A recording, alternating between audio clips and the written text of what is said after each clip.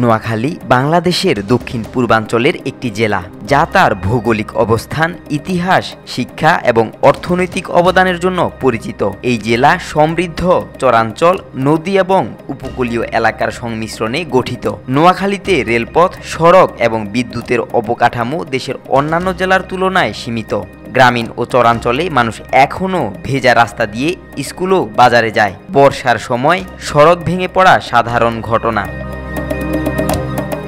নোয়াখালী বাংলাদেশের রেমিটেন্সে গুরুত্বপূর্ণ অবদান রাখে। 2024 সালে বাংলাদেশ ব্যাংকের তথ্য অনুযায়ী নোয়াখালী থেকে প্রেরিত রেমিটেন্স প্রায় 460 মিলিয়ন মার্কিন ডলার, যা দেশের মোট রেমিটেন্স আয়ের প্রায় 8% সমান। এই অর্থ মূলত প্রবাসী শ্রমিক ও ব্যবসায়ী নোয়াখালীবাসীর পাঠানো। যদিও অর্থনৈতিক অবদান অনেক, তবে জেলার অবকাঠামো ও প্রশাসনিক উন্নয়ন এখনও সীমিত।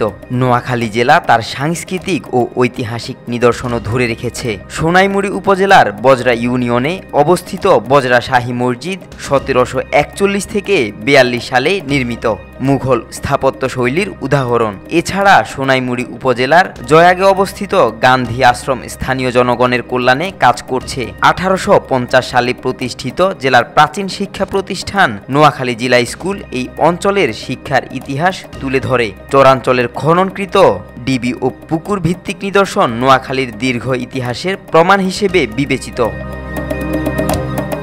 প্রশাসনিকভাবে নোয়াখালীকে বিভাগ ঘোষণার দাবি বহু বছর ধরে রয়েছে। বিভিন্ন সরকারি প্রতিবেদন ও স্থানীয় সমীক্ষায় উল্লেখ আছে, নোয়াখালী বিভাগ ঘোষণার বিষয়ে জনমত ও প্রশাসনিক পর্যায়ে আলোচনা চলছে। এ সংক্রান্ত কোনো সরকারিভাবে চূড়ান্ত সিদ্ধান্ত এখনও নেওয়া হয়নি। নোয়াখালী জেলা তার মানুষের পরিশ্রম, শিক্ষা, সংস্কৃতি এবং অর্থনৈতিক অবদানের কারণে দেশের একটি গুরুত্বপূর্ণ জেলা হিসেবে বিবেচিত। নদী, চর এবং উপকূলীয় অঞ্চল এই জেলার জীবনধারার অবিচ্ছেদ্য অংশ এবং জেলার প্রত্নতাত্ত্বিক নিদর্শন ও ঐতিহ্য এই অঞ্চলের সমৃদ্ধির প্রমাণ বহন করে। আব্দুল্লাহ আল নোমান, আজকাল।